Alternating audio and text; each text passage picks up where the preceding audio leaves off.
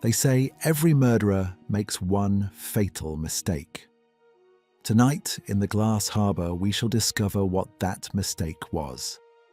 I am Arthur Hastings, and this is the Little Grey Cells, where we chronicle the extraordinary cases of my dear friend, Hercule Poirot. First-time listeners, do make yourself known. Subscribe and tell us in the comments which part of the world is listening tonight. In a sunlit harbour where everyone is watching, a killer turns reflection into a weapon and challenges Hercule Poirot to see the truth before the next shard of glass draws blood. So, Poirot your tisane, find a comfortable chair and let us engage those little grey cells. The game, as they say, is afoot. Chapter 1. The Colour of Calm. The boiled egg was, beyond question, a masterpiece. Hercule Poirot regarded it with the quiet satisfaction of a man contemplating a well-ordered universe.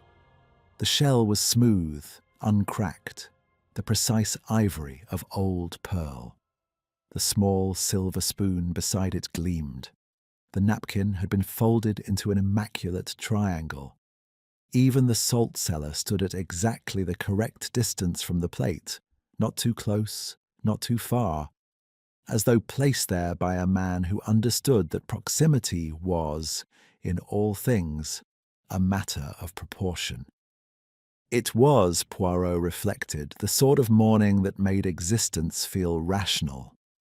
Port Azure lay before him in the clear Mediterranean light, white and gold and utterly self-satisfied. The harbour curved in a gentle crescent below the terrace of the Café du Soleil, its waters a shade of blue that Poirot found almost offensively beautiful. Too vivid, too theatrical, nigh like a backdrop painted for a production that had not yet announced its subject. White buildings cascaded down the hillside in irregular tiers, their shutters closed against the morning heat, bougainvillea spilling from the balconies in extravagant rivers of crimson and orange. Church bells argued distantly with the gulls. The air smelled of citrus, salt, and warm stone.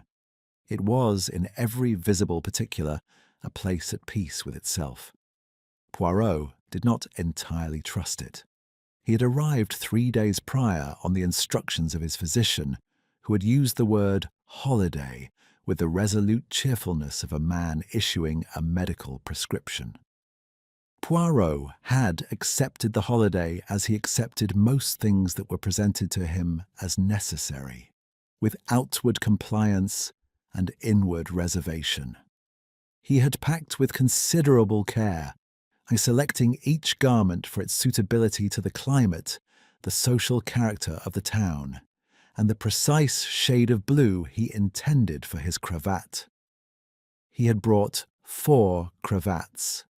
The blue one, the deeper blue one, the one that was not quite navy but not quite cerulean, and the one that had been a present from a countess in Bruges, and was, in his private opinion, without equal in Western Europe. He had also brought, tucked between 2 shirts, his small leather notebook. One did not take a holiday from one's little grey cells. They accompanied a man everywhere, whether invited or not. The morning market was in full voice by the time Poirot descended from his hotel. A small, impeccably maintained establishment called the Hôtel des Palmes, which had the excellent quality of providing pillows of the correct firmness and a breakfast tray delivered without delay. He had walked through the market at a considered pace, pausing to observe the arrangement of blood oranges stacked in pyramidal towers of mathematical precision, debating with a vendor, in French, which the vendor spoke passably and Poirot spoke perfectly, the correct degree of ripeness in a melon destined for the afternoon. He had purchased nothing. He had, however, observed everything. The stall-holders knew their town. Their eyes moved in particular patterns. tracking the tourists with the automatic assessment of people accustomed to visitors, flicking towards the harbour mouth when a new vessel appeared. There was a waiter at the cafe, a lean, quick young man named, according to his name pin, an Edouard, who refilled Poirot's coffee without being asked, which was admirable. Less admirable was the slight pause before he moved away, the infinitesimal tilt of the head that suggested his departure was performed rather than instinctive. Edouard listened. One noted it. One did not yet know what one noted it for. Poirot broke his egg with 3 precise taps of the spoon and considered the harbour below. Several yachts rocked at their moorings. One of them, a large gleaming vessel that had arrived that very morning, flying a private flag Poirot did not immediately recognize. On the quayside, a small welcoming party had gathered, the kind that suggested civic importance. The harbour master in his uniform, a heavy, florid man named Benoit, whom Poirot had encountered briefly at the hotel, a local official or two, and a scatter of admirers who had perhaps been reading the society pages. The man who descended the yacht's gangway did so with the easy confidence of someone long accustomed to being looked at. He was perhaps 60, broad-shouldered, tanned to the particular amber of sustained Mediterranean living, his white suit expensively cut and his smile calibrated for public consumption. He raised one hand to the small crowd as though accepting the harbour as his due, and his teeth caught the sunlight. Adrian Vale, philanthropist, patron of the arts, restorer of the old waterfront library, according to a bronze plaque Poirot had passed that morning. Generous benefactor in the opinion of the local newspaper, a copy of which had been left thoughtfully on Poirot's breakfast tray. Poirot watched him with the mild, unfocused attention of a man who was merely enjoying the view. On the balcony above the square to his left, a British couple were engaged in what appeared to be a sharp, low-voiced argument. The woman, dark-haired, 30-ish in a yellow dress, glanced down toward the quay twice in the space of a minute. Her companion, a fair man in a linen jacket, had his back to the harbour. He held a photograph, though at this distance Poirot could not determine its subject. The woman said something quick and emphatic. The man put the photograph into his breast pocket without replying. Below the cafe steps, a child, a girl of perhaps 9 or 10, barefoot, selling white carnations from a basket, had stopped moving entirely. She stood quite still, watching Poirot with the dark, considering gaze of a child who has had cause to study strangers carefully. Poirot met her eyes briefly. She did not look away. After a moment, he raised his cup in the smallest possible salute. She turned and walked away without selling him a carnation. Curious. At the table nearest the cafe entrance, a well-dressed man in a Panama hat held open a copy of Le Monde at a page that had clearly not changed in some time. The creases in the paper were those of a man who had opened it to precisely this page and then stopped reading. His eyes moved over the harbour with the particular patience of someone who was, in the professional sense, waiting. Poirot finished his egg.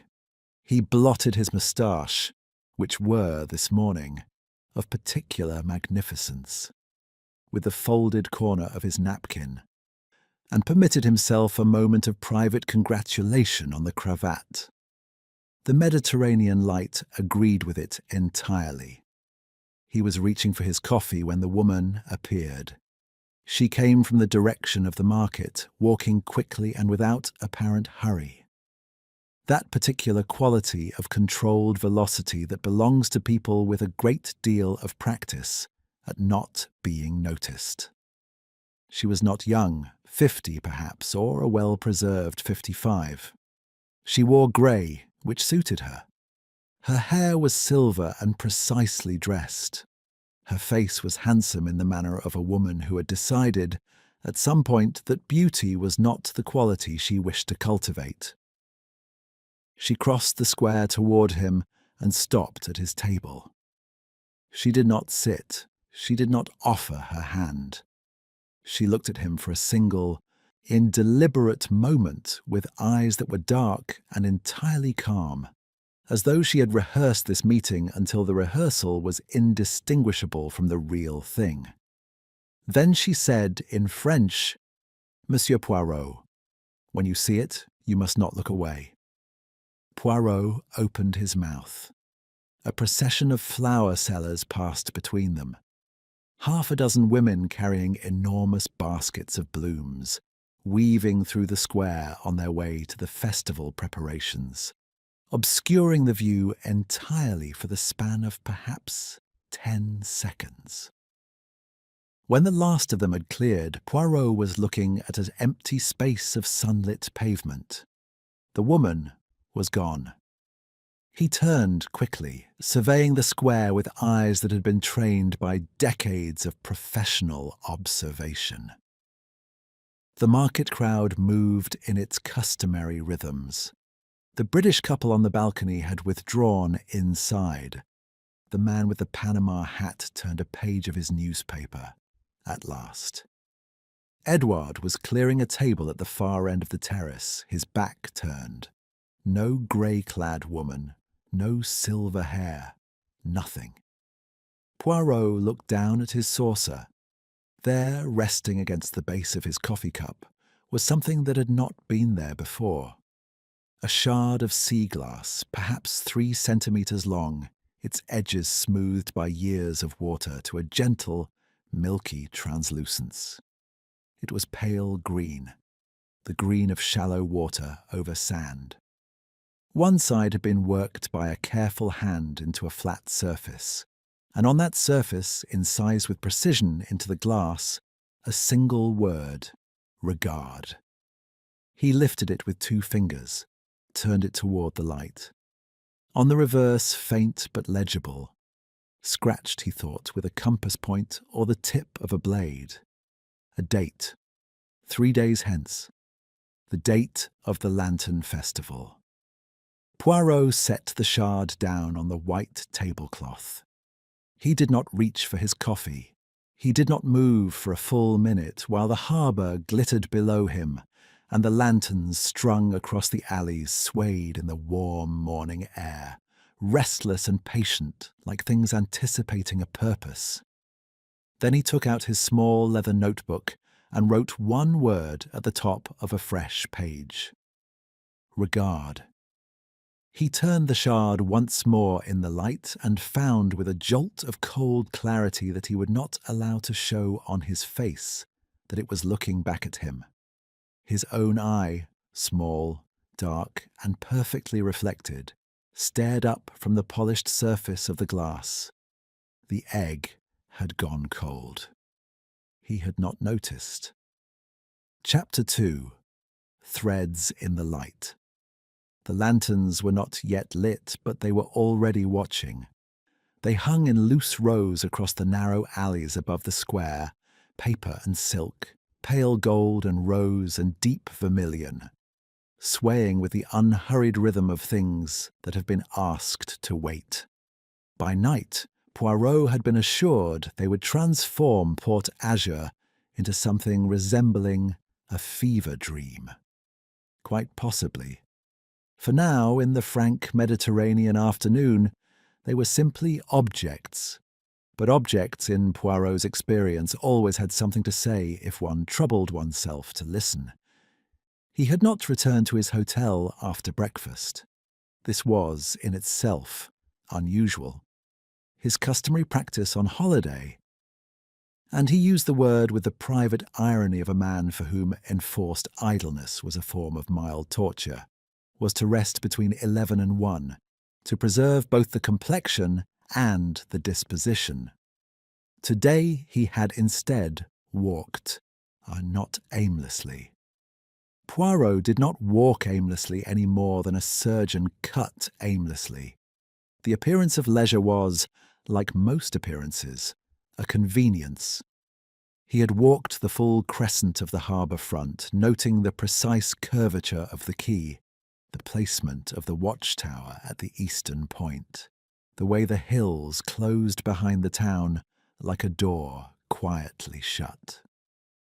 He had stood for some moments at the harbour master's office, a solid, whitewashed building at the base of the watchtower steps, and observed without appearing to observe that Capitaine Benoit locked his door upon leaving, tested the handle, and then, 4 paces away, returned to test it again.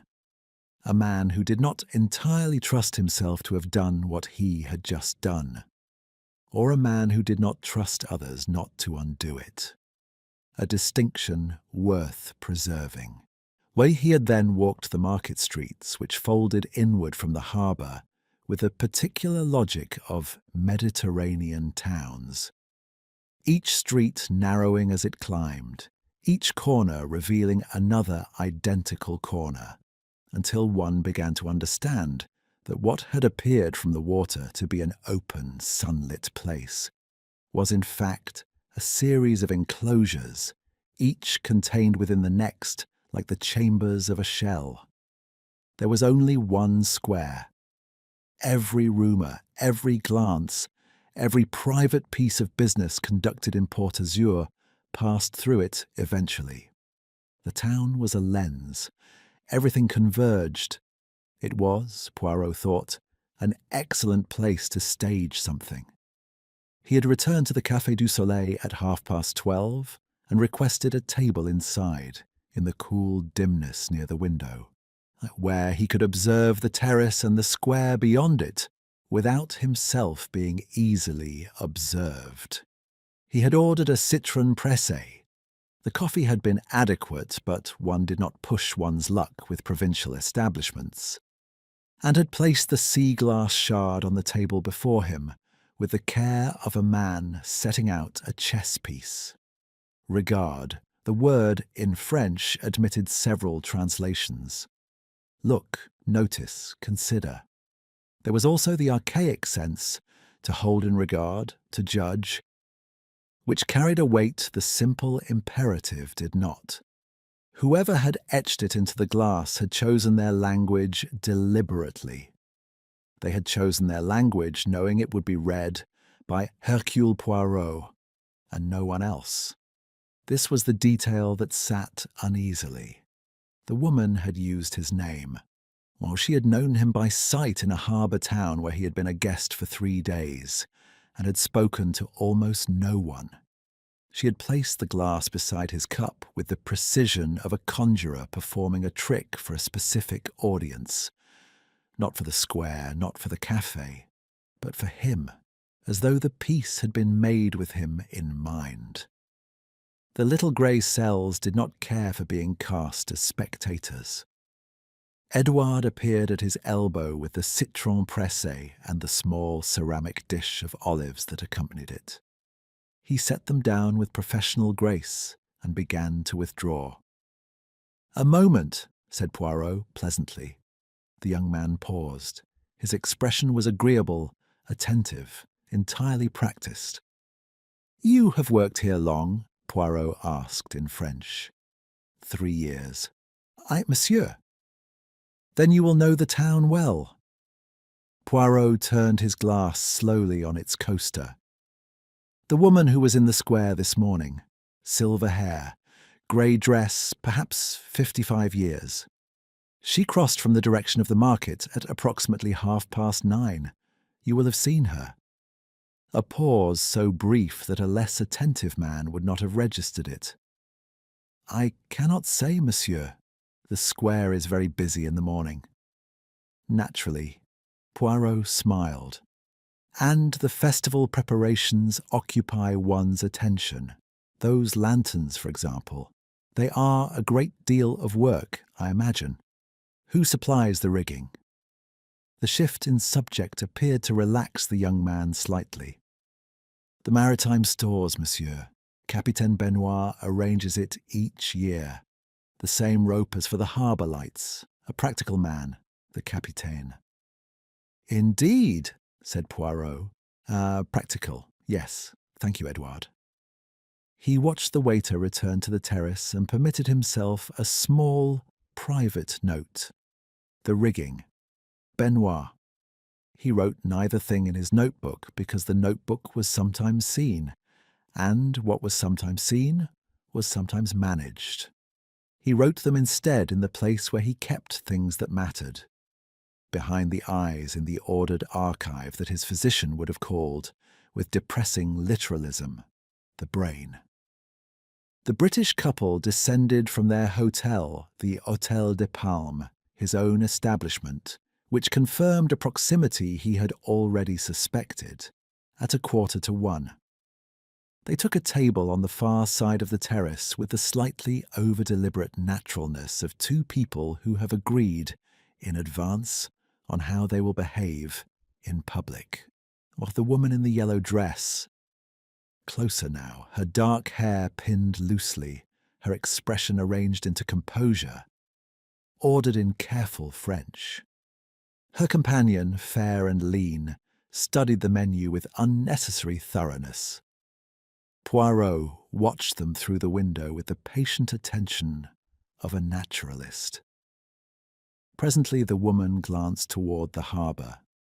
Then, as she had done from the balcony that morning, she glanced again. She was, he thought, waiting for something, or measuring the distance to something, or calculating whether something she had seen that morning was still as she had left it. Her companion noticed the second glance and said something low and brief.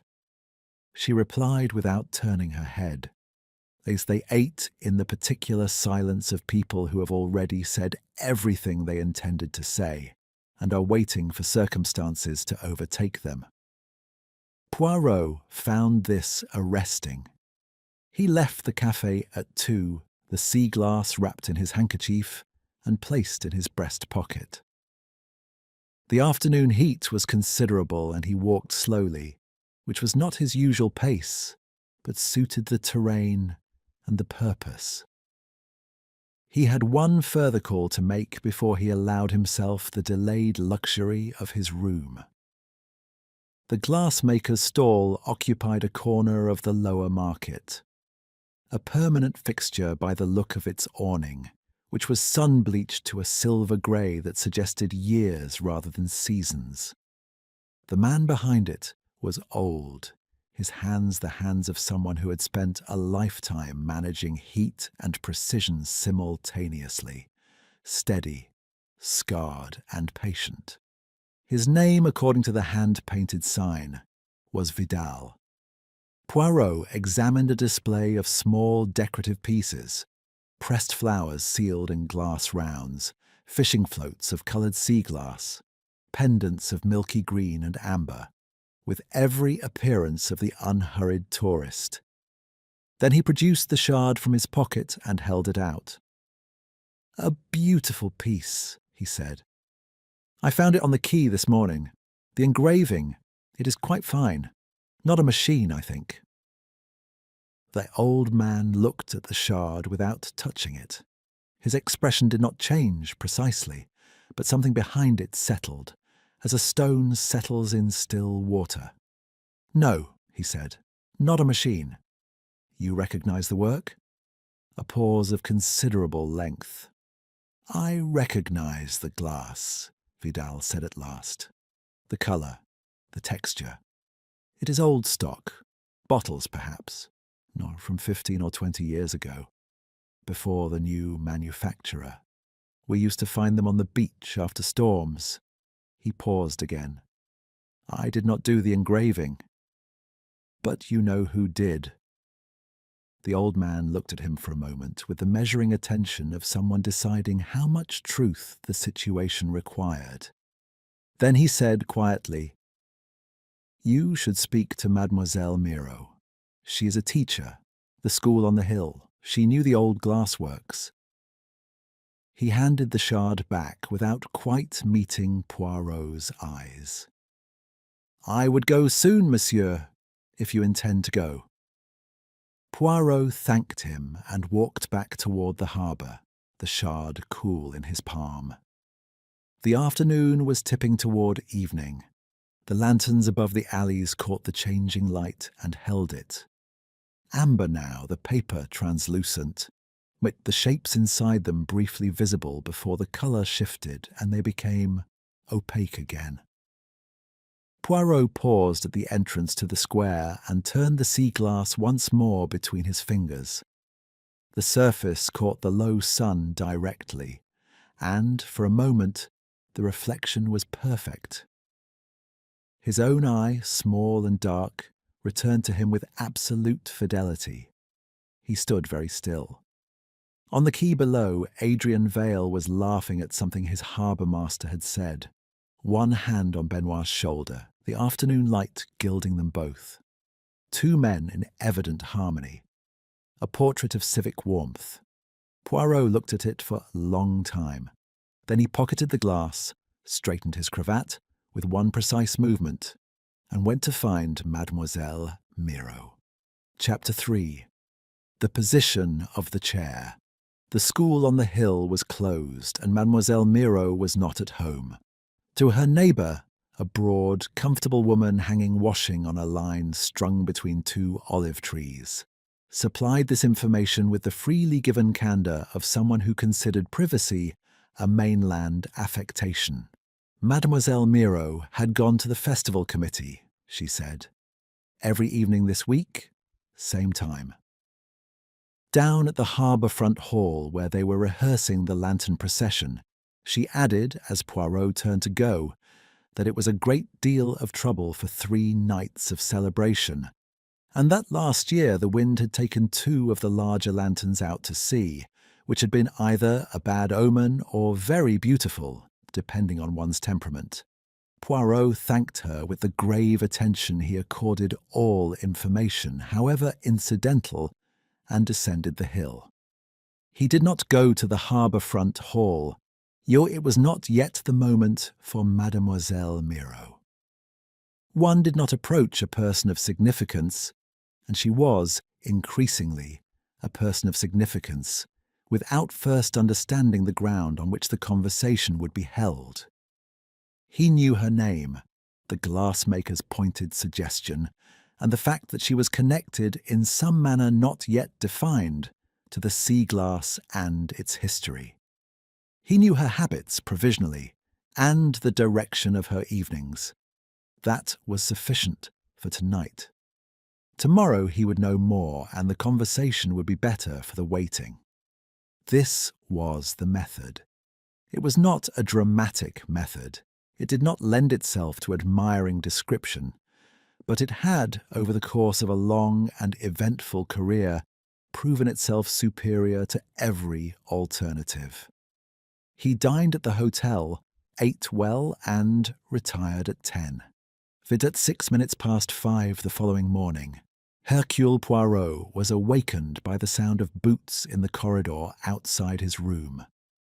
Many boots moving quickly and without the ordinary self-consciousness of hotel guests, and by a quality of urgency in the voices below his window that reached him even through closed shutters, with the clarity of something that cannot be contained.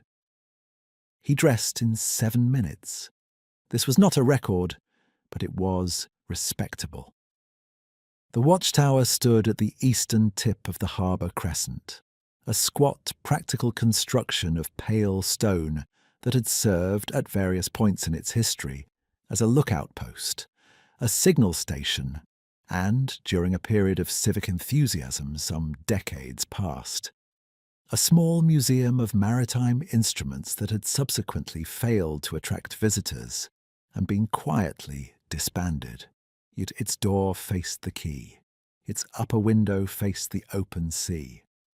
Between these two facts lay 3 flights of narrow stairs, and this morning the particular stillness of a place that has been suddenly required to become important. 2 gendarmes stood at the base of the steps. A third was at the door. Poirot observed as he crossed the quay with the unhurried authority of a man who has attended a great many scenes and knows that authority is chiefly a matter of comportment, that the gendarmes were young and unhappy in the manner of people presented with something outside their experience. He was not challenged. In Poirot's observation, a man in a well-pressed suit carrying nothing more alarming than a small notebook was rarely challenged at scenes of this kind, provided he moved as though he had been sent for. The room at the top of the stairs was not large. A single window faced east, and through it, the early sun entered in one flat, golden shaft that illuminated with the impartiality of natural light everything in the room with equal and merciless clarity. Adrian Vale sat in a wooden chair facing the sea. He had not fallen. He had not clutched at anything. His hands lay open on the arms of the chair with a quality of arrangement that the merely dead do not generally achieve. He was dressed as he had been on the quay the previous afternoon, the white suit, the amber tan, the air of a man accustomed to good fortune, save that these things now composed a different kind of portrait entirely. His eyes were closed. In his right hand, loosely held between two fingers, as though he had simply stopped in the middle of consulting it, yet it was a small round mirror, the kind sold in the market below for a few francs, its handle smooth horn. Behind him, pinned to the whitewashed wall with a brass compass needle that had been driven in with some force, was a shard of sea glass, pale green, 3 centimetres. Edges smoothed by water. Regard. Poirot stood in the doorway for a full minute without entering. This was not hesitation. He was reading the room. The angle of the chair to the window, the direction of the sunlight at 5 in the morning versus 6. The position of Vale's feet, flat on the floor, not crossed, not drawn back, placed. The compass needle's height on the wall, eye level for a seated man, not a standing one. The watch on Vale's left wrist, whose hands stood at 12 minutes past 5. Then he went in, moving with precision along the room's perimeter, disturbing nothing. The glass shard on the wall was not identical to his own, but it was certainly its sibling. Same source, same hand, same method of engraving, the word cut with the same instrument, the same deliberate depth. He leaned close without touching it and saw, embedded in the glass's interior, not on the surface, but within it, as though placed there before the piece had fully cooled, a thread of red, thin as a hair, bright as a signal flag. He straightened and turned his attention to Vale's desk, a folding table that had been brought up and set against the eastern wall, on which lay 3 objects: a glass of water, untouched, a pen, uncapped, and a programme for the Port Azure Lantern Festival, and its cover illustrated with the inevitable harbour crescent and the legend Troisième Nuit. The 3rd and final night of celebration, 2 days hence. 3 names had been circled in red ink, with the neat, deliberate circles of someone making a list rather than an annotation. The first was Vale's own. It had been crossed through, a single horizontal line, unhurried and final. The second name was that of a local magistrate, one Fernand Lacroix. The third was Clara Miro. Poirot looked at the programme for some time. Then he folded it with great care along its existing creases and placed it in his breast pocket, beside his handkerchief and the sea-glass shard he had carried since the previous morning. The local inspector arrived at 6:30, a compact, precise man named Ravot, who had the quality, rare in Poirot's experience of provincial officials, of entering a room and looking at it before he spoke. Poirot approved of this. He introduced himself without fanfare, presented his card, the plain one without the Belgian Order of Leopold, which he reserved for occasions requiring theatre, and told Inspector Raveau, concisely and without editorial, what he had observed. Raveau listened. He was perhaps 45, with the careful eyes of a man who has learned that most things people tell him voluntarily are offered for a reason. "You arrived before us, Monsieur Poirot." "I was awake," said Poirot simply, "and the programme on the desk." "Was there when I entered? I have taken it. You will wish to see it." He produced it and laid it on the desk without returning it to its original position. "The circles are not from last night. The ink is not fresh. A day, perhaps two. The crossing out of Vale's name, however, is. The ink is different. A different pen, held differently. Someone added that this morning or last night after Vale was placed." Raveau looked at him for a moment. "Placed," he repeated. "The watch stopped at 12 minutes past 5. The sun enters this window directly at 6:15 at this time of year. I confirmed it this morning by simple observation. A man wishing to be found facing the sea at sunrise would need to anticipate the angle. He was positioned here before dawn. The chair was carried up. You will find the marks on the second stair where the leg caught the stone." Poirot paused. "This is not a place where a man came to die, Inspector. It is a place where someone wished a man to be found." Raveau said nothing for a moment, and then, "The sea glass. You have seen the one on the wall. And yours?" Poirot produced it from his pocket without expression and set it on the desk beside the programme. Two shards side by side, their pale green surfaces catching the morning light with identical placidity. Raveau studied them. "You have been here 2 days, he said, and there was a question in it that he did not quite ask aloud. "Yes," said Poirot, "I have been here 2 days, and someone has been aware of that since before I arrived." He looked once more at Vale in his arranged chair, the small mirror glinting in the dead man's hand. "The word, Inspector, is French.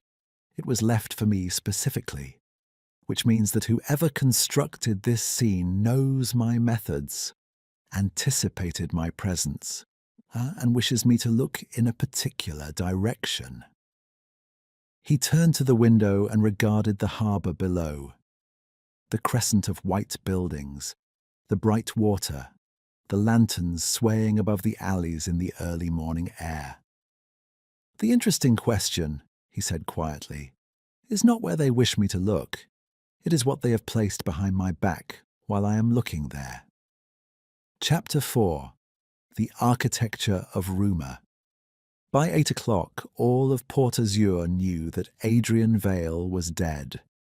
This was not in itself remarkable.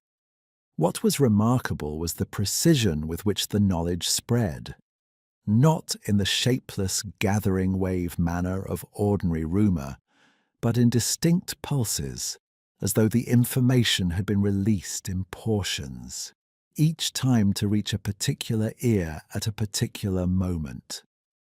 Poirot noticed this from the harbour front, where he had stationed himself with a second coffee and the appearance of a man recovering from a shock.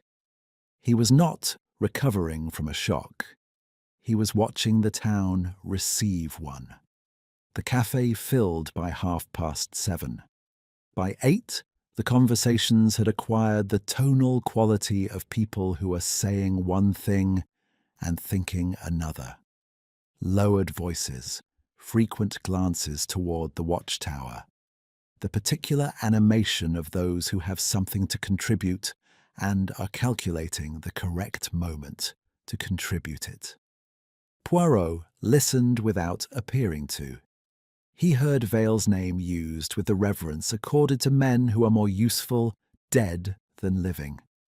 He heard Benoit's name twice, once with sympathy, once with something that was not quite sympathy but wore its expression.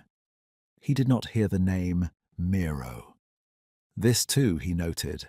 Inspector Raveau had proved efficient. By 7 he had sealed the watchtower, established that Vale's yacht crew had neither seen nor heard their employer leave the vessel after 10 the previous evening, and confirmed that the harbour master's log recorded Vale's visit to Benoit's office at 9:30, ostensibly to discuss mooring fees for the festival period. The conversation had lasted, according to Benoit himself, no more than 20 minutes, after which Vale had walked, alone, along the quay in the direction of the eastern point. Benoit had watched him go. He was quite certain of this. He had then, he said, returned to his office, completed his log, and gone home. Poirot had listened to this account with every expression of sympathetic attention, and then asked with the air of a man making inconsequential conversation whether the harbour master had encountered any difficulty with the watchtower door on his way past. It was sometimes stiff, he had heard. Benoit had said that he had not gone past the watchtower. He had taken the upper road home. Poirot had thanked him warmly and moved on. The upper road did not pass the watchtower. This was accurate. It also added 12 minutes to the walk home, climbed a gradient that a man of Benoit's build would not naturally choose on a warm evening, and offered from its highest point a clear sight line to the tower's upper window. One took note. One did not yet deploy what one noted. At 9 o'clock, Poirot claimed the harbour master's office for his own use. He did this not by authority. He had no official authority in Port Azur, and he was sufficiently honest with himself to acknowledge it, but by the simpler method of asking Raveau, in a tone that admitted no alternative, whether the office might serve as a more practical operations room than the watchtower, which was, after all, now a scene of active investigation. Raveau, who was nobody's fool, gave him a look that contained several responses simultaneously, and then said yes. The office was small, practical, and smelled of brine and old paper. Charts of the harbour approaches covered one wall. A tide table, annotated in Benoit's dense, careful hand, hung beside the door. Poirot studied this last item for some time. The annotations were thorough. Times, depths, weather conditions recorded across the full season. The harbour master was, as Edward had observed, a practical man, and a man who kept meticulous records, who also, Poirot noted, had removed a page. The absence was not conspicuous. A man less attentive to the habits of sequential record-keeping might not have caught it. But Poirot had spent 40 years observing the way careful people organize their information, and a gap in the numbering of a tide log between pages 11 and 13 was, to him, as legible as a shout. He pinned the festival map to the wall beside the tide table and stood before both for a long moment, hands clasped behind his back, egg-shaped head tilted at the angle that meant the little grey cells were doing what they were designed to do. Then he went to find Clara Miro. She was not, this time, at the festival committee. She was in the school, a low, white building at the top of the second hill, its windows open, its classroom empty of children but occupied by their teacher, who was sitting at her desk, reading nothing at all. Mademoiselle Miro was perhaps 40, slight, with dark hair cut practically short, and the particular stillness of a person who has learned, through some prior necessity, to take up very little space. She was not beautiful in any conventional sense, but there was a quality of attention in her face, a focused, unsentimental intelligence that was more arresting than beauty and considerably more durable. She looked up when Poirot appeared in the doorway with neither surprise nor alarm, which suggested she had been expecting someone, if not necessarily him. "Monsieur Poirot," she said. Her French was the French of the region, warm, slightly musical, the vowels unhurried. "You know my name," said Poirot. He said it without accusation, simply as an observation requiring a response. "Everyone knows your name this morning." A pause. "You were seen at the watchtower before the gendarmes arrived." "I was." He took the chair across the desk from her without being invited. Not rudeness, but the gentle assertion of a man who intends a conversation of equals. "You have heard about Monsieur Vale?" "Yes." "And you feel what, precisely?" The question, direct to the point of impropriety by the standards of a first meeting, produced a silence in which several things crossed her face in rapid succession. Poirot watched them pass without comment. At the end of the silence, she said, "I feel that I am not surprised, which is its own kind of feeling." "You did not like him." "I did not know him." She said it with the precision of someone drawing a line. I knew of him, as everyone here does. The library, the concert pavilion, the restored fisherman's chapel. Her hands, which had been flat on the desk, closed briefly. Generosity that requires an audience is a particular kind of generosity. "And yet your name," said Poirot, with the gentleness of a surgeon making a necessary incision, "appears in a document found at the scene of his death, alongside his own, alongside that of Magistrate Lacroix." The stillness that followed was of a different quality than the stillness before. It was not composure. It was the stillness of a person who has been struck somewhere old and has made the instantaneous calculation not to show it. "I see," she said. "The names are circled. Vales is crossed through." Poirot watched her. "You understand what that implies for the remaining two." She was quiet for a moment that stretched considerably.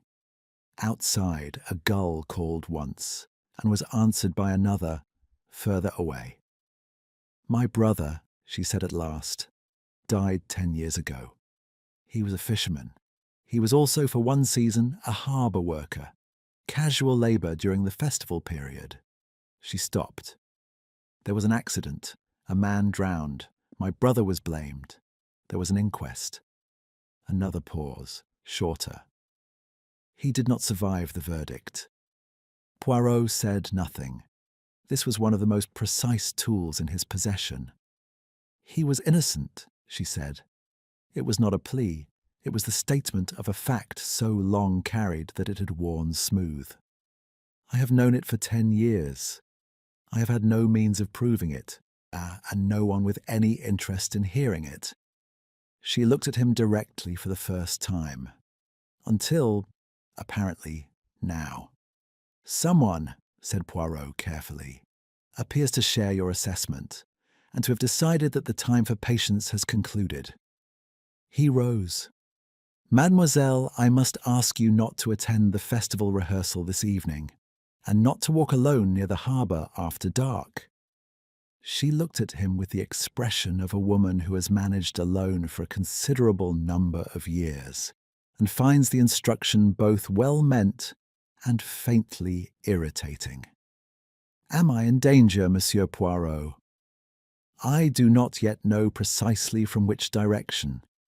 He took his hat from the desk.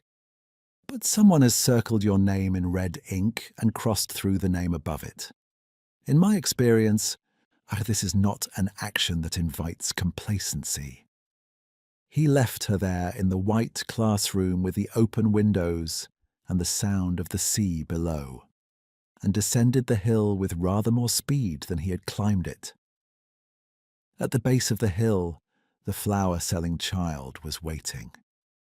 She stood in the shadow of a gate-post, her basket over one arm, watching him with that same unnerving steadiness he had remarked upon at the cafe.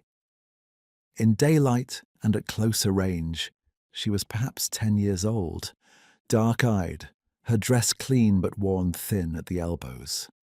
She said nothing as he approached. When he stopped before her, she held out a single white carnation. Poirot accepted it with a gravity appropriate to the gesture. He produced a coin. She shook her head. "From the lady," she said, in the careful French of a child reciting a message. "She says you should look at who locks the door, not who has the key." Then she turned and walked away down the alley and was gone before Poirot could ask which lady, or when, or why a child of 10 had been chosen as the vessel for this particular instruction. He stood holding the white carnation in the warm morning air and considered, with great seriousness, the difference between a lock and a key. The one kept things in, the other let things out. The question always was which function one was meant to notice. Chapter 5. The Red Thread. The British couple's name was Hartley. This Poirot established by the straightforward means of consulting the hotel register, which Madame Aubrac, the proprietress of the Hôtel des Palmes, a compact woman of formidable efficiency who ran her establishment with the quiet authority of a general who has never found it necessary to raise her voice, produced without hesitation when he explained that he was making enquiries on behalf of Inspector Ravo. This was not precisely true. It was, however, not precisely false, and Poirot's conscience was on sufficiently good terms with itself to permit the distinction. Mr. Gerald Hartley, Mrs. Frances Hartley. London address in a respectable part of Kensington. Arrived 4 days prior, 1 day before Poirot himself. Departure booked for the morning after the Lantern Festival's final night. This last detail he found interesting. Not suspicious in isolation, a great many visitors timed their departures to follow the festival's conclusion, but interesting in conjunction with the photograph, the argument, and the woman's repeated glances towards the harbour. The Hartleys had not come to Port Azur for the lanterns. Or not only for the lanterns, they had come for something that required them to stay until a particular event had concluded, and then leave promptly. He found them at 11 on the lower terrace, with the slightly dazed quality of people who have slept badly and are drinking coffee to compensate. Gerald Hartley was perhaps 45, fair going to grey, with the careful, self-contained manner of a man in a profession that required discretion. A solicitor, perhaps, or a civil servant of the quieter variety. His wife Frances was younger by several years, and the composure she had worn at breakfast the previous day had, in the intervening 20 hours, developed small but legible cracks. Poirot sat down at their table without preamble. Gerald Hartley looked as though he wished to object, and had calculated that objecting would be less productive than not objecting. "Monsieur Poirot," he said, "we heard you were involved in the business at the watchtower." "One is involved," said Poirot pleasantly, "whether one chooses to be or not when one is a resident of the same hotel as the principal witnesses." He looked at them both with the benevolent attention of a man who finds people genuinely interesting. "You knew Adrian Vale." It was not a question. Frances Hartley set down her coffee cup with a care that betrayed the effort behind it. Her husband said, after a moment, "We were acquainted with him some years ago." "In connection with the harbour inquest," said Poirot. 10 years past, the death of a young man named Miro. The silence that followed was of the quality that confirms rather than denies. Gerald Hartley looked at his wife. She looked at the harbour. A small muscle moved in her jaw. "We were there," she said at last. Her voice was level but cost her something. Gerald was working for a firm that had a contract with Vale's shipping company. "We were in Port Azur that summer. We knew the people involved." She paused. "Peripherally." "And the photograph," said Poirot, with the gentleness of a man asking the time. Frances Hartley turned to look at him directly. She had, he thought, been steeling herself for this particular question since she had first seen him in the square 2 days prior. "It is a photograph of Thomas Miro," she said. "Clara's brother. Someone sent it to us 6 weeks ago. No letter, no explanation. Just the photograph and a cutting from a local paper. An announcement of the Lantern Festival." "A summons," said Poirot. "One might call it that." Gerald Hartley's voice had taken on the quality of a man speaking carefully in a language he knows imperfectly. "We felt," Frances felt, and I came to agree, that we owed it to the situation to come, to be present, in case—" He stopped. "In case," said Poirot. Someone intended to say what the inquest did not. Neither of them replied. This, too, was a reply. He left them on the terrace and walked to the western end of the harbour front, where the festival rigging crews had arrived for their morning's work. The lanterns for the final night were the largest, great paper spheres 2 feet in diameter, in the traditional gold and crimson, being hoisted on a system of ropes that ran between iron rings bolted to the harbour walls above the marina. It was careful work. The ropes ran through wooden blocks tied off at regular intervals, the tension distributed so that the full weight of 100 lanterns could ride the sea breeze without collapsing. Poirot watched the rigging crew for a quarter of an hour. Then he walked along the base of the harbour wall and studied the iron rings and the ropes that ran through them with the attentive eye of a man who is looking for something specific and has not yet confirmed whether it is there. It was there. At the 3rd ring from the eastern end, the ring directly above the portion of the marina where the largest lantern cluster would hang, and directly above the chalk mark on the quayside that denoted the festival committee's designated standing area. The rope bore a cut, not a complete cut, a partial one made with something sharp and made recently, leaving perhaps a third of the cord's fibres intact, enough to bear weight under ordinary circumstances, not enough to bear weight under the additional strain of wind or the shifting load of 100 swaying lanterns in a harbour breeze. He crouched beside the wall and looked at the cut rope without touching it. The severed fibres were pale and clean. The cord itself was the particular dark red of maritime signal rope, twisted in the specific 3-ply pattern of the regional manufacturer, on the same pattern as the thread embedded in the sea glass. Poirot stood, straightened his jacket, and allowed himself precisely 4 seconds of something that was not quite satisfaction. It was too sombre for satisfaction.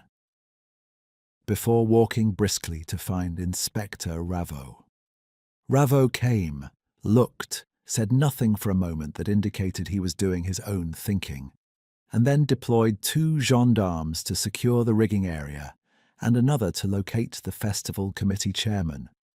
The rehearsal scheduled for that evening, he confirmed, would be cancelled. "Or not cancelled," said Poirot. Raveau looked at him. If the rigging is repaired or replaced without the person who cut it being informed, then the evening rehearsal proceeds, and we observe who arrives expecting a different outcome. Poirot considered the rope. Someone cut this cord knowing that the rehearsal would place particular people in particular positions below. The festival committee's standing area, you note, is directly beneath. Clara Miro is on the festival committee, said Raveau. She is. Poirot did not look at him. As is Magistrate Lacroix, as was until yesterday morning Adrian Vale.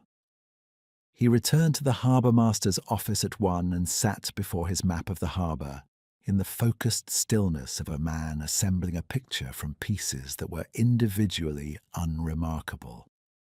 The missing tide log page, Benoit's upper road detour, the red thread in the glass in the rigging, binding the two like a signature, Vale's visit to the office, the photograph sent to the Hartleys from an unknown hand, the woman in grey who moved through the square like something planned. The grey cells worked. He did not hurry them. Hurrying them was the one indulgence he had never permitted himself, because in his experience the man who reached a conclusion too quickly reached the wrong conclusion, with considerable confidence, which was the most dangerous intellectual condition available to the human mind.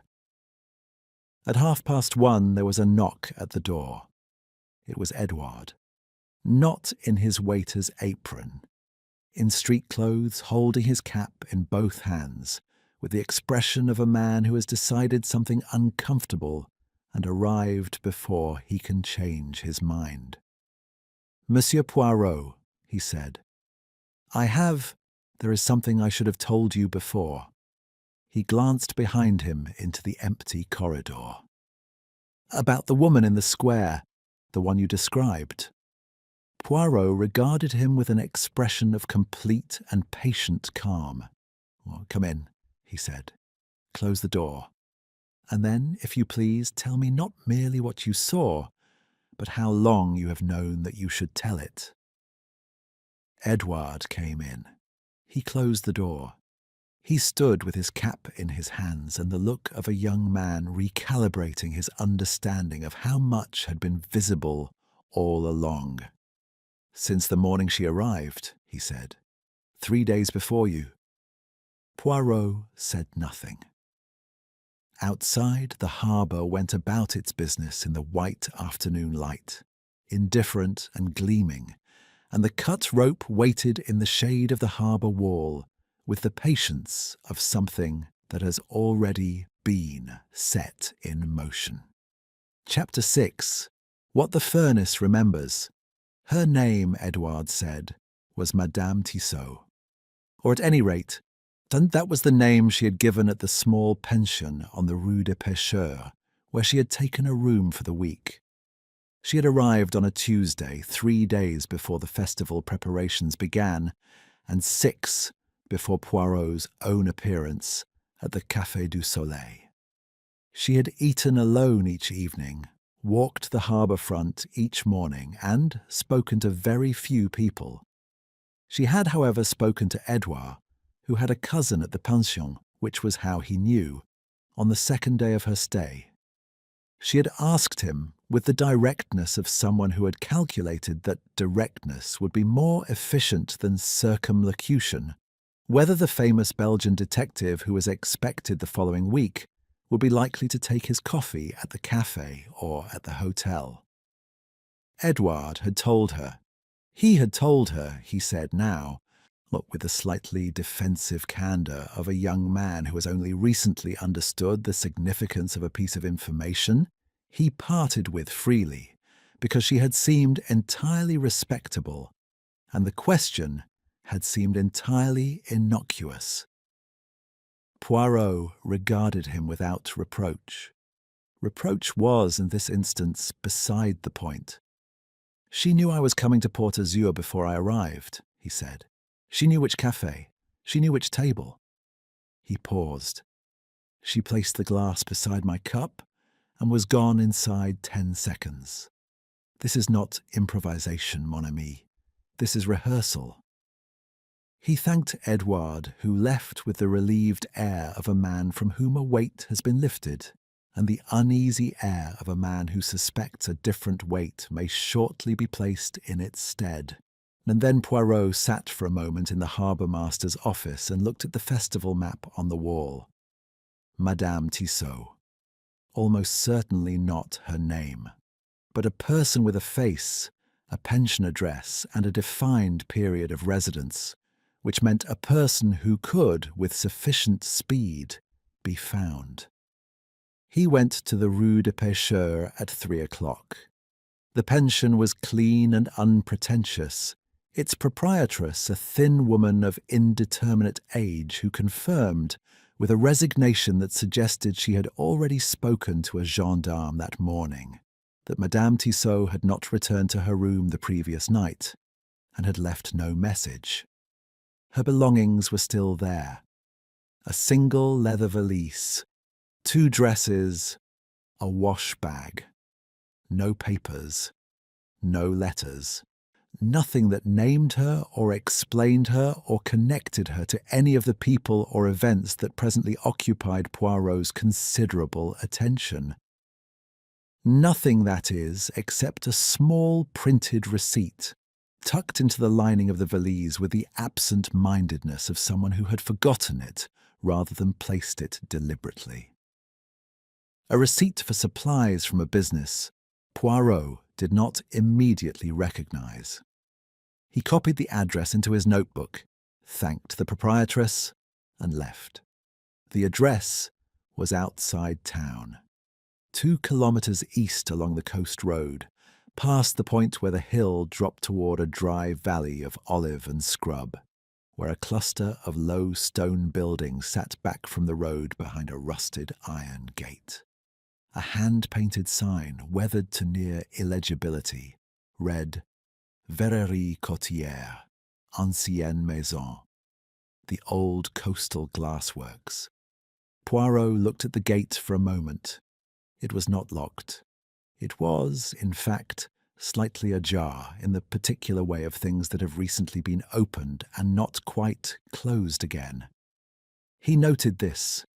He noted also that the scrub grass on the approach to the gate had been pressed flat by recent foot traffic, and that the dust on the lower bar of the gate bore 2 partial handprints, consistent with someone pulling it open while carrying something.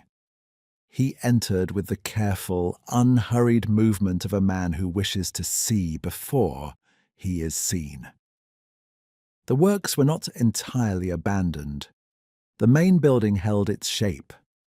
Stone walls thick enough to resist 30 years of coastal weather, and inside, the central furnace still stood, a great domed thing of iron and firebrick that gave off, even now, a residual warmth suggesting it had been used within the past several hours.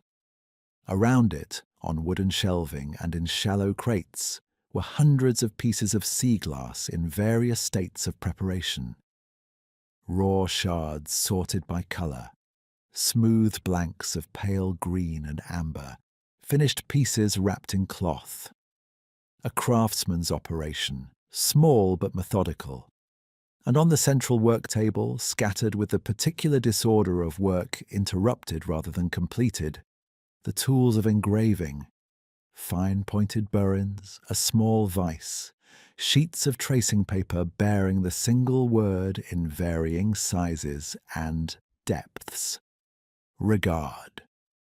Poirot stood at the table and looked at the tracing sheets with the focused attention he would have given a piece of significant correspondence. The handwriting was not one hand, it was 2. The larger, the more confident script matched the engraving on the shards he had seen. The smaller, more tentative version below it was a student's copy, as though someone had been learning the shape of the letters. Learning or practicing anonymity. On the shelf beside the work table, a third shard of sea glass, completed and wrapped, not yet delivered. He unwrapped it with two careful fingers, his own initials, HP engraved beneath the word, smaller with the same clean precision. He held it for a moment without expression. Then he placed it in his pocket alongside the first. He was examining the furnace, specifically the ashtray at its base, which contained the remnants of burned paper and what appeared to be the charred spine of a ledger. When he heard them, footsteps on the gravel outside. Not the single footstep of someone arriving, but the plural, irregular footfall of someone attempting to arrive quietly and not entirely succeeding. Poirot moved to the far side of the furnace with a promptness that his physician, who had prescribed rest and moderate exercise, would have found gratifying in other circumstances. He was behind it when the side door opened. One person entered, moved to the work table, paused. He heard the sound of something being searched for and not found.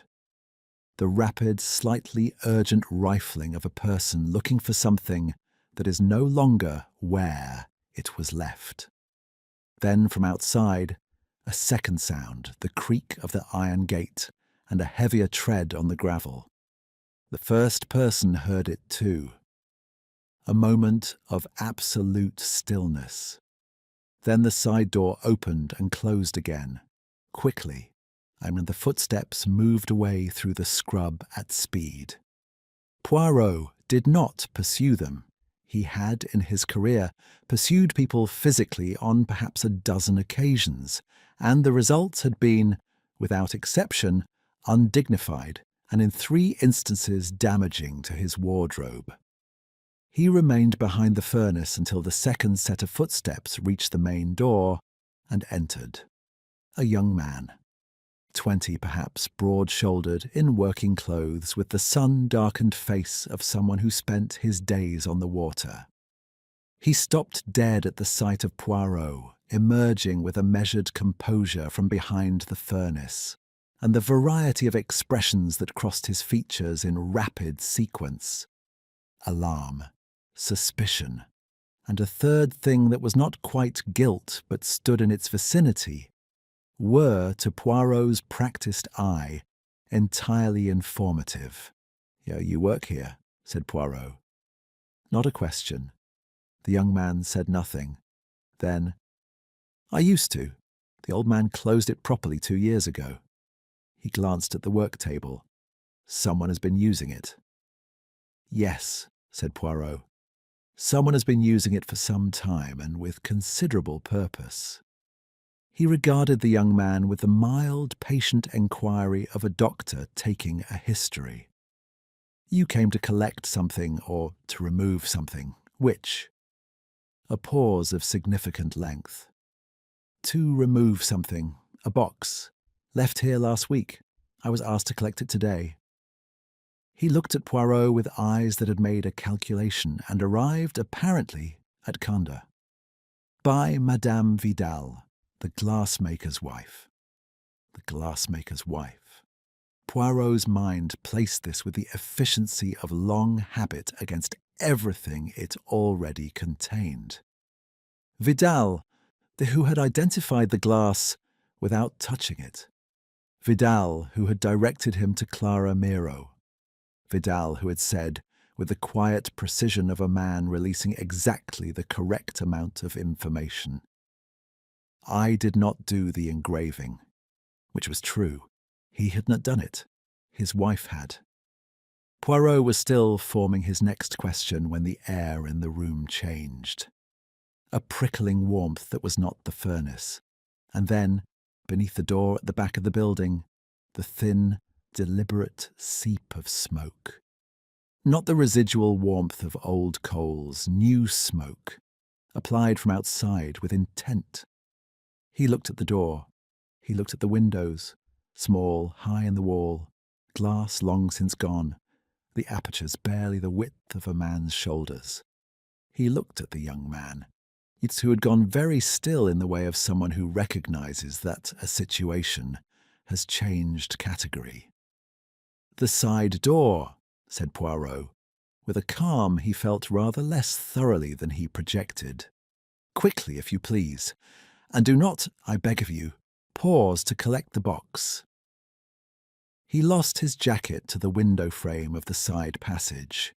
The aperture was, after all, barely the width of a man's shoulders, and emerged into the olive grove beyond with a tear along his left sleeve that he would contemplate later with feelings of genuine grief. Behind him, smoke rolled from under the back door in slow, purposeful billows. He stood in the dry, bright air of the grove and looked back at the building. Then he looked at his sleeve. Then, with the controlled deliberateness of a man declining to be rattled by the rudeness of others, he took out his notebook and wrote 2 words. Vidal, wife. Below them, after a moment's thought, a third, anticipated. Chapter 7. The Eye of the Harbour. The festival rehearsal collapsed at 20 minutes past 8. Not from the rigging, Ravo had seen to that, replacing the cut cord that afternoon with a length from the harbour stores, while 2 gendarmes in civilian clothes observed the marina from the upper promenade. The collapse was of a different, more human kind. A shout from somewhere in the crowd, a surge of movement, a woman screaming, and then the particular quality of communal panic that spreads not because anyone knows what has happened, but because the person beside them has begun to run. Poirot was positioned at the corner of the harbour-front hall when it began. He had chosen the spot with care, or as he chose most things. It afforded a view of both the festival committee's standing area and the marina rigging above it, while placing him within 30 feet of Clara Miro, who had arrived at 8 despite his advice, and was standing, as her name on the committee list required, in precisely the position the cut rope had been designed to empty. He had not been surprised to see her.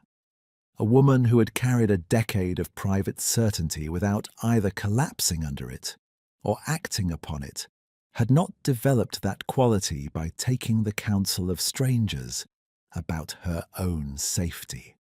The shout came from the marina's eastern edge. Poirot moved toward it rather than away, which placed him against the current of the crowd and gave him an unobstructed view of what the panicking majority were too busy fleeing to see. The small and dark-haired girl, the carnation seller, standing at Clara Miro's left side with one hand gripping the woman's sleeve, pulling her backward with a child's fierce, wordless insistence. 2 steps, then 3, out of the standing area and against the harbour wall. The lantern rig did not fall. The new cord held. What fell instead from the upper promenade railing directly above the standing area was a length of old iron ballast chain, thick as a man's wrist, 3 feet long, released from a height of 20 feet onto the chalk mark on the quayside where Clara Miro had been standing 4 seconds earlier. The chain hit the stone with a sound like a gunshot and lay there in a coil of sparks and dust. In the scrambling, shouting confusion that followed, Poirot noted 3 things with the speed and precision that the situation required.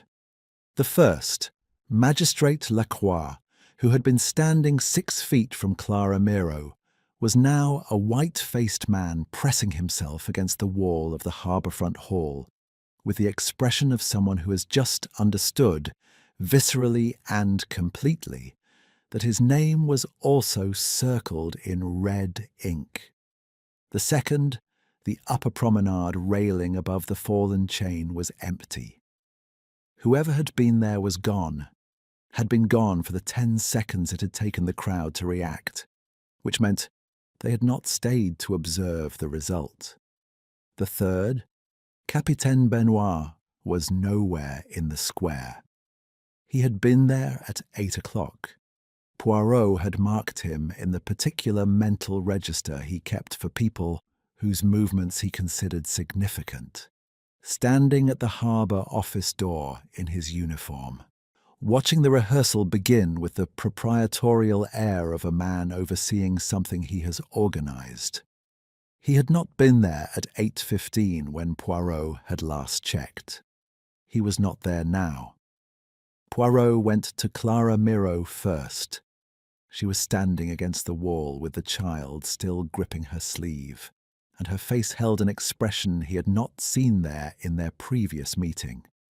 Not composure maintained under pressure, but genuine shock, the unguarded face of someone who has just discovered that an abstract danger has become a physical one. The girl looked up at Poirot with those unnerving dark eyes, and released the woman's sleeve with the matter-of-fact air of someone whose task is complete. "You are unhurt," said Poirot. It was not a question, but she answered it. Yes. She looked at the chain on the quayside, then at the girl. She pulled me back. I didn't understand why, and then she stopped. "Who is she?" "That," said Poirot, looking at the child with a thoughtfulness he did not attempt to conceal, "is a question I find increasingly interesting." He crouched to the girl's level. "You have helped Mademoiselle Miro twice now," he said, in the careful, serious French one used with children who deserve to be spoken to seriously. "Once with a message. Now here. Someone asks you to do these things." The girl considered him. Then she nodded once. "The lady," she said. "The one with the white hair. She gives me francs and tells me where to be and when." "And where is the lady now?" The dark eyes moved to the harbour. "She goes on the water when she does not want to be found," the child said, with the simplicity of someone reporting an observed fact. "Or she has a small boat, blue." Poirot straightened and looked at the harbour, where a dozen small craft rocked at their evening moorings. One of them was blue. Its mooring line was tied with the loose knot of a recent arrival rather than the settled loop of a boat that had rested there all day.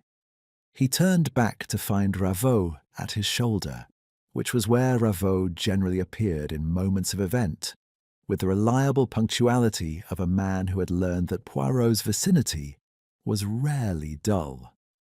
"Benoit," said Poirot without preamble. "Where is he?" Ravot's expression answered before his words did. "His house. He left the square at 8:12. One of my men saw him go. Said he was unwell." "He is not unwell," said Poirot. "He is establishing an alibi at a comfortable distance." He looked at the iron chain on the quayside, and then at the upper promenade, then at the harbour office with its twice-checked lock. A picture was assembling itself in his mind with the methodical finality of pieces that have always belonged together and are only now being placed in their correct positions. "Inspector, I should like you to obtain for me the complete harbour records from 10 years ago. Every log, every incident report, every tide notation for the months of June, July and August. Not from Benoit's office, from the regional maritime authority in the city." Ravot looked at him steadily. "You believe his office records have been altered. I believe a page has already been removed.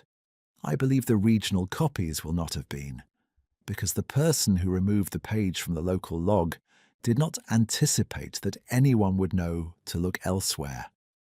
Poirot paused. The practical man relies on the completeness of his own archive. He does not consider that the archive has a duplicate. He went to the harbour master's office that night and stood before the festival map for an hour. the harbour crescent, the watchtower at its eastern point, the office at the base of the tower stairs, the festival committee's standing area precisely centred on the inner curve of the crescent's embrace. He had looked at this map a dozen times. He looked at it now with the accumulated weight of everything he had gathered, and the map looked back at him differently. The crescent was not merely a crescent. From above, from the perspective of the tide charts on the wall drawn to scale, the harbour rendered as a surveyor would render it, the shape was unmistakable. A curve pointed at both ends, widest at its centre, on an eye. The watchtower at the eastern point occupied, in this reading, the precise position of the pupil. Everything that happened in the harbour could be seen from the watchtower, had always been seen from the watchtower from which Adrian Vale had been displayed, facing outward, a mirror in his dead hand. Look, the word said, regard, consider, judge. And he had been looking, Poirot realised, at Vale, at the rigging, at Clara Miro, at the Hartleys, at the glassworks, while the thing he was actually looking for stood at the centre of the eye and watched him look. He sat down in Benoit's chair. The harbour master. 10 years of records. A missing page. A knighthood announcement that Ravot had mentioned that morning, almost in passing. A civic honour scheduled for the festival's closing ceremony, if a distinguished service to the maritime community of Port Azur. Distinguished service. A bronze plaque on a library wall was Vale's monument. A knighthood was Benoit's. Vale had been visible. Benoit had been practical. Vale had taken credit. Benoit had kept records. And someone, a woman with silver hair and a small blue boat and a decade of patient, meticulous preparation, had decided that the record should, at last, be corrected. Poirot looked at the tide table on the wall, at the gap between pages 11 and 13, at the space where the truth had been until a practical man had removed it. Then he took out his notebook, turned to a fresh page, and began to write. Not observations, not questions, but the clean, sequential architecture of a complete reconstruction. Every piece, every thread, in every shard of pale green glass, and what it had been made to reflect. He wrote for 40 minutes without stopping. When he finished, he read it back once, made 2 small corrections, and closed the notebook. Outside, the harbour lay quiet under a sky full of stars, the lanterns dark for the night, the water black and still. The crescent of white buildings curved around it all like a hand closed gently over something it has held for a very long time. Chapter 8. The Better Mirror. He told Inspector Ravot everything the following morning, with one deliberate omission. They sat in the harbour master's office at 7 o'clock, the tide table on the wall, the festival map still pinned beside it, the 2 sea glass shards and the festival programme arranged on the desk between them like exhibits at a tribunal. Ravot listened in the manner that Poirot had come to appreciate. Without interruption, without the impatient pencil tapping of a man waiting to offer his own theory, with the complete and focused attention of someone who understood that listening was itself a form of work. Poirot laid it out in sequence. The original inquest 10 years prior, a young harbour worker drowned, an innocent man blamed, testimony coerced by someone with the authority to make truth negotiable in a small coastal town. Vale had provided the public face of the shipping company whose negligence had caused the drowning, but Vale had been manageable, useful, ultimately expendable. The real instrument had been Benoit, who controlled the harbour records, who could alter a tide log to shift the time of an incident, who could ensure that the testimony of frightened, economically dependent witnesses aligned with the version of events that protected a profitable shipping contract and his own position within it. The red thread, maritime signal cord from the regional manufacturer, the same supplier who had equipped the harbour in the year of the inquest, had been embedded in the glass as a signature. Not Benoit's signature, an accusation. Someone who had understood the significance of that particular cord from that particular year had encoded it into the shards with the patience of a person who had thought about almost nothing else for a decade. "Madame Vidal," said Raveau. "Madame Vidal," said Poirot. The glassmaker's wife, a woman who was, I suspect, not always Madame Vidal, who came to Port Azur some years ago and married a quiet old man who asked no questions about her history, and who has spent the intervening time learning the craft of his trade to a sufficient degree of mastery to produce the shards, and waiting for the moment when the waiting would end. He paused. The knighthood announcement was that moment. A public honour, at a public ceremony, in the town where the crime was committed. She would not allow it to pass unmarked. And the staged murders? Vale in the watchtower? Staged to expose, not merely to punish. Vale was already dying. His own physician will confirm it, I think, if you inquire. A cancer, quiet and advancing. He knew it. Madame Vidal knew it. She did not kill him. She arranged for him to be found in a position that would invite questions. Questions that his own mirror would, in a sense, answer. A man confronted with his reflection at the hour of his death. Poirot's voice was measured, without theatre. The sea glass left at the scene was not evidence against Clara Miro. It was misdirection intended for Benoit, to make him believe Clara was the instrument of his exposure and to provoke him into action against her. Raveau was quiet for a moment. She used Clara as bait. She used all of us, the Hartleys, summoned with a photograph to serve as corroborating witnesses to the truth. The child employed as a guardian. Me. He paused fractionally. Summoned to provide the one thing that neither grief nor patience nor carefully engraved glass could supply on its own. A reconstruction that would hold in a court of law. Raveau looked at him with an expression that contained a question he phrased as a statement.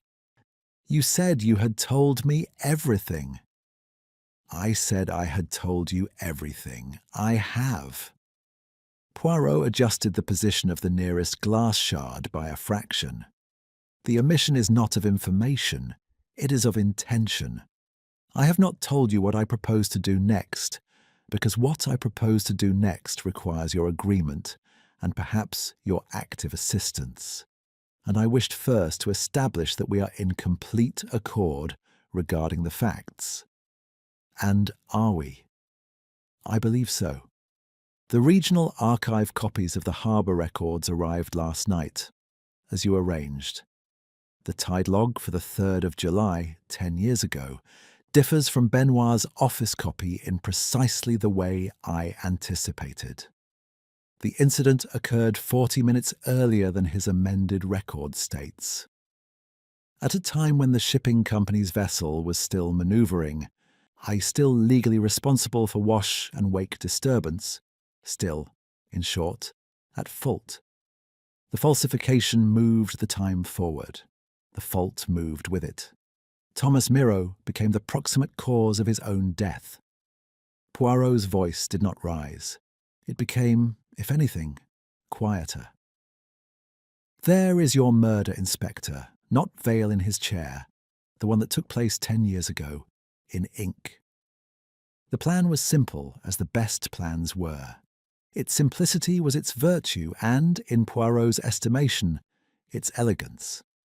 He would announce through the efficient medium of Edouard and the café that he had concluded his investigation and was satisfied that the evidence pointed to Clara Miro, a woman with motive, local knowledge, and, as the glassworks receipt could be made to suggest, connection to the engraved shards. This conclusion would be wrong.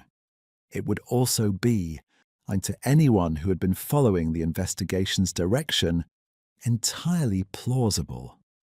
To Benoit, specifically, it would be a reprieve and a loose end.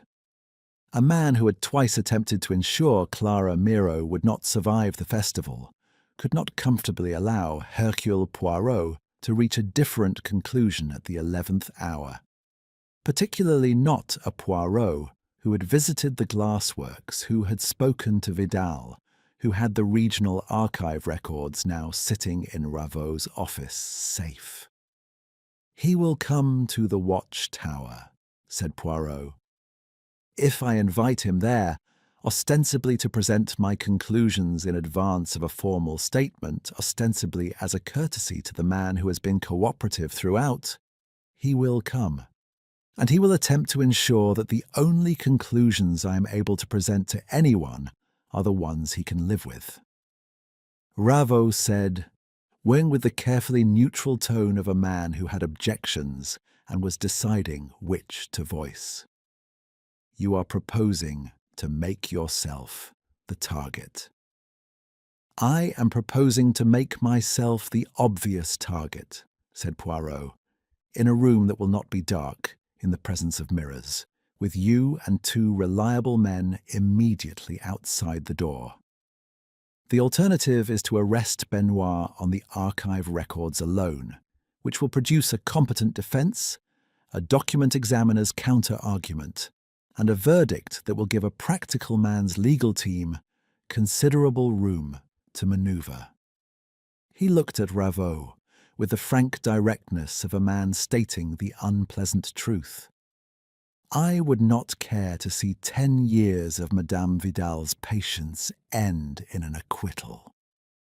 That evening Poirot sent a message to Capitaine Benoit. A note, handwritten, correctly formal. He wished to discuss his findings before making any statement to the press. The watchtower at 10 o'clock, which would afford privacy. He hoped the Capitaine would be well enough to attend. He then spent 2 hours in the watchtower with 4 mirrors borrowed from the hotel's supply of guest-room looking-glasses, positioning them with geometric care around the room until the angles satisfied him.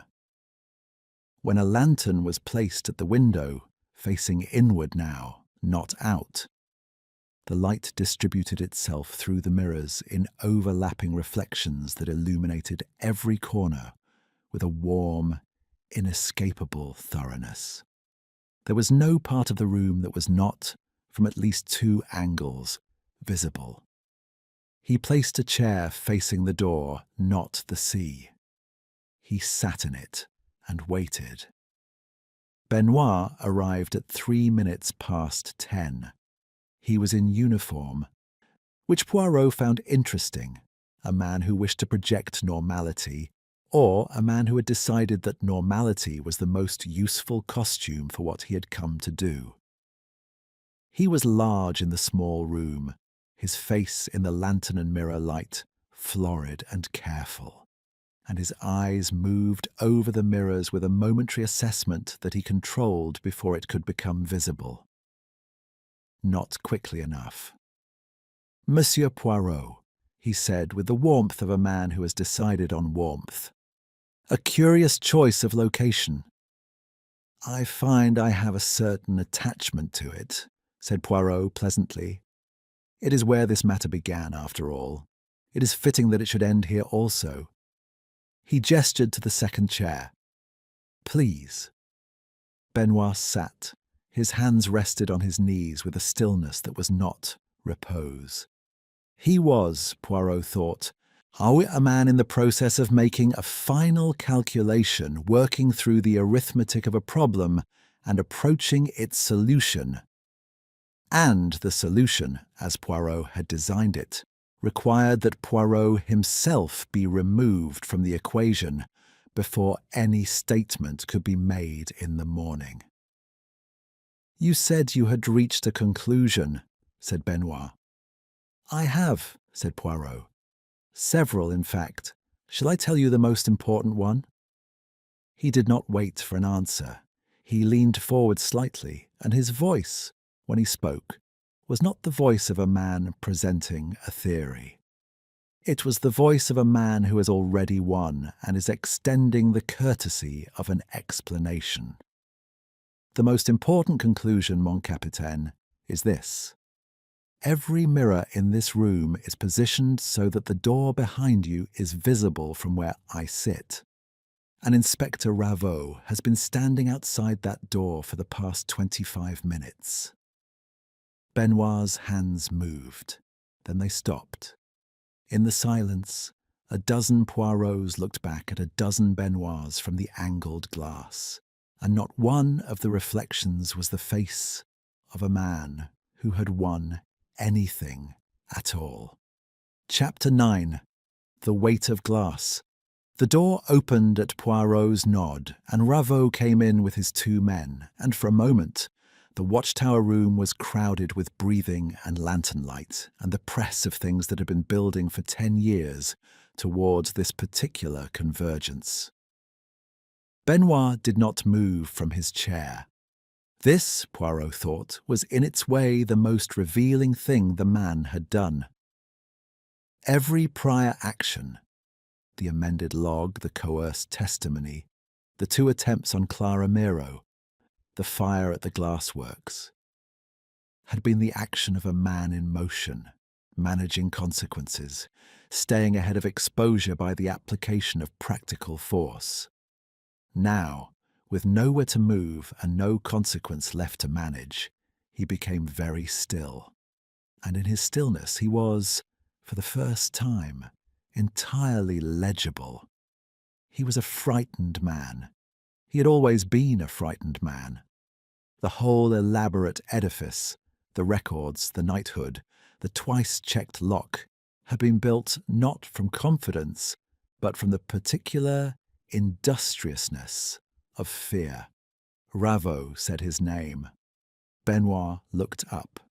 He looked in the mirror-multiplied lantern light, like a man seeing himself from several angles simultaneously for the first time, and finding the aggregate unfamiliar.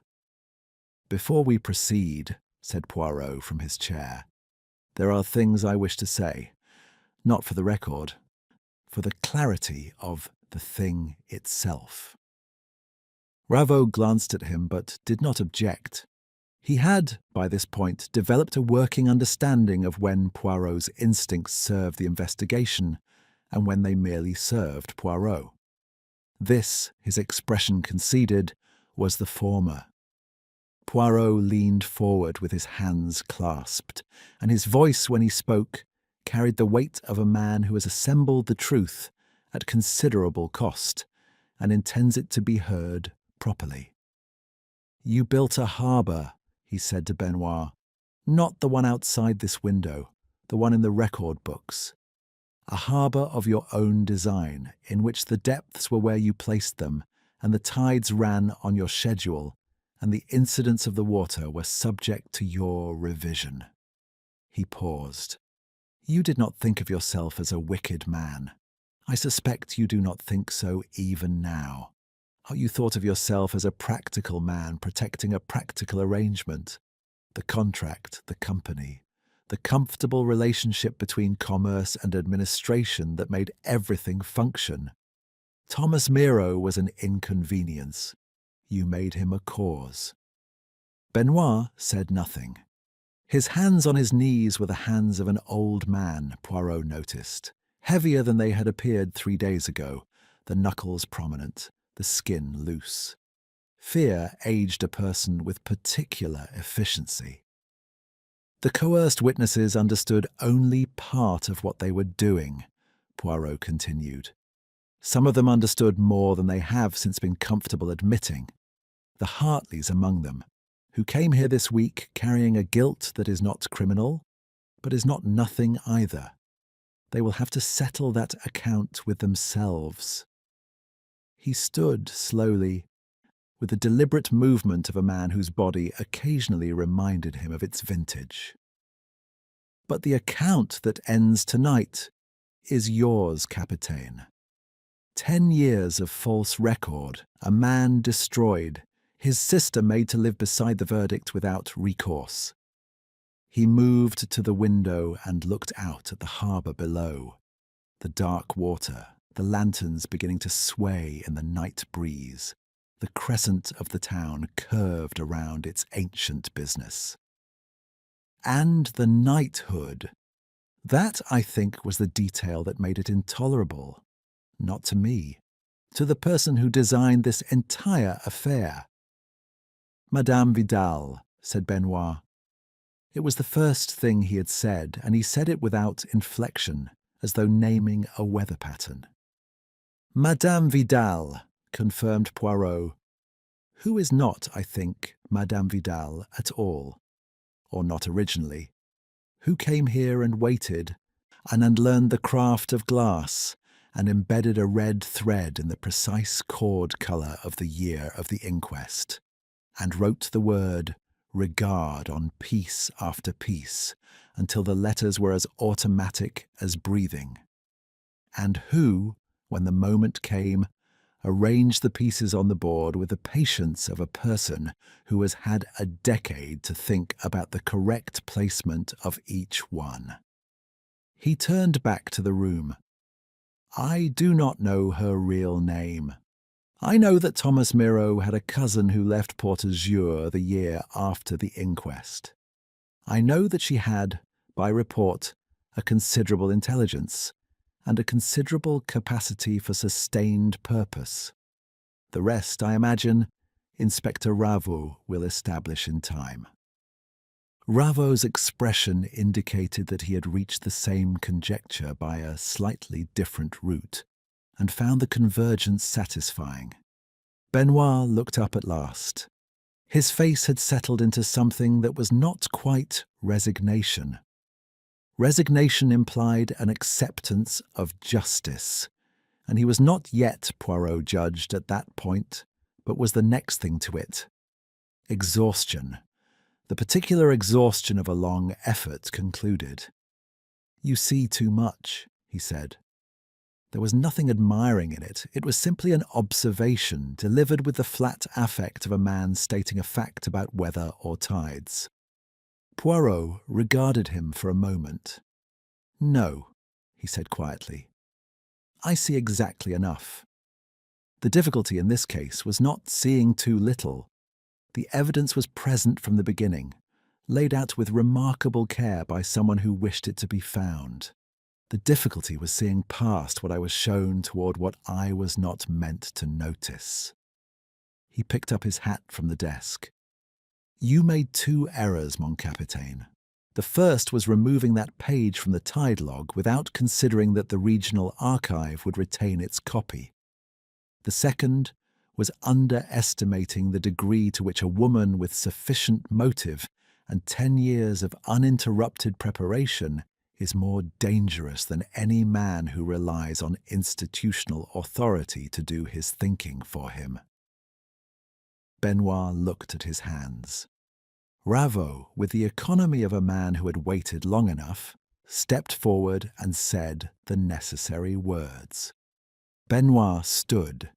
He was taken out between the 2 gendarmes with the absence of spectacle that attends the end of things that have been anticipated. No protest, no gesture, no final bid for the dignity that had, in any meaningful sense, concluded 10 years ago in a falsified tide log. Poirot remained in the room after they had gone.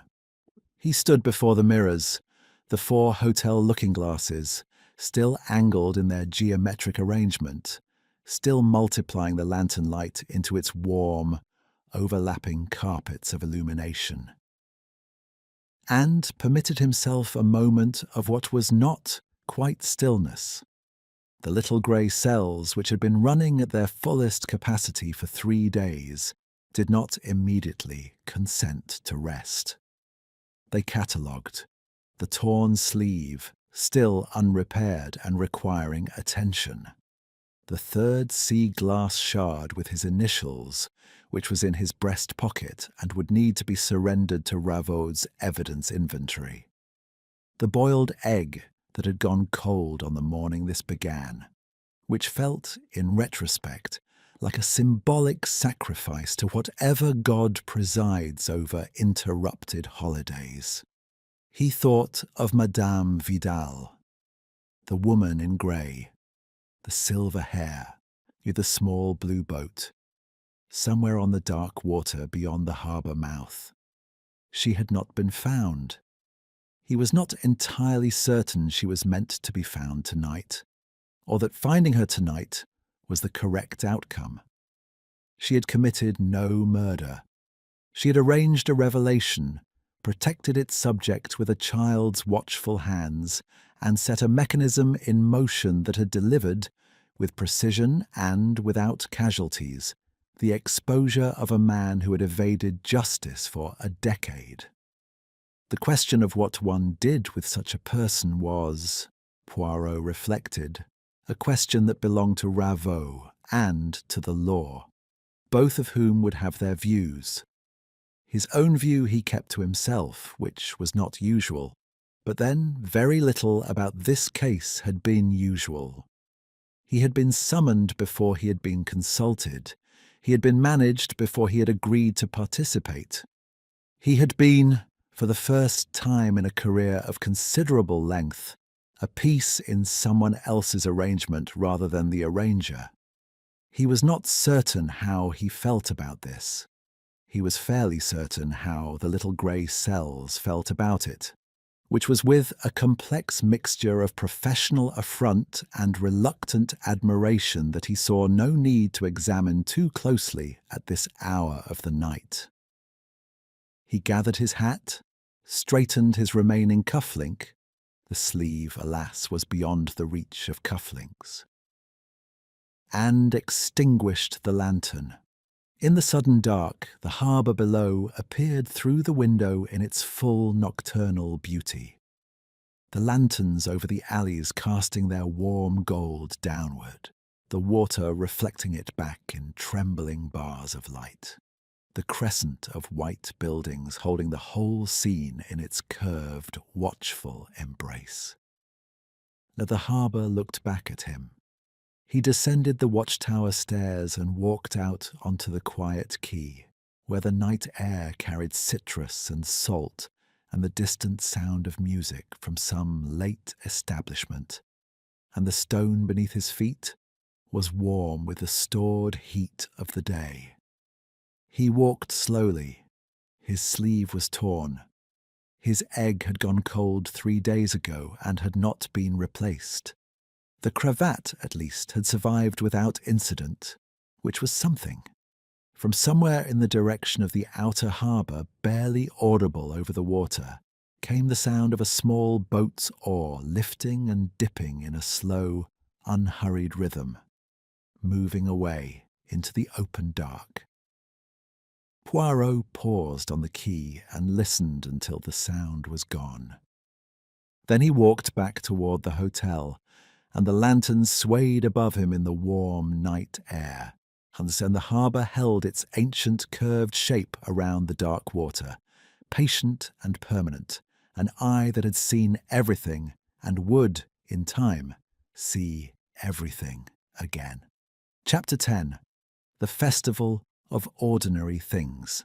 The Lantern Festival proceeded on its third and final night without its harbour master, without its principal philanthropist, and without the iron ballast chain which had been removed from the quayside by Ravode's men, and labelled with the dispassionate efficiency that the law brings to objects that have been asked to do terrible things. Port Azur, in Poirot's observation, did not grieve these absences. It adjusted to them with the resilient pragmatism of a town that had, across several centuries, accommodated occupations, storms, economic reversals, and the particular social upheavals that attend the exposure of respected men.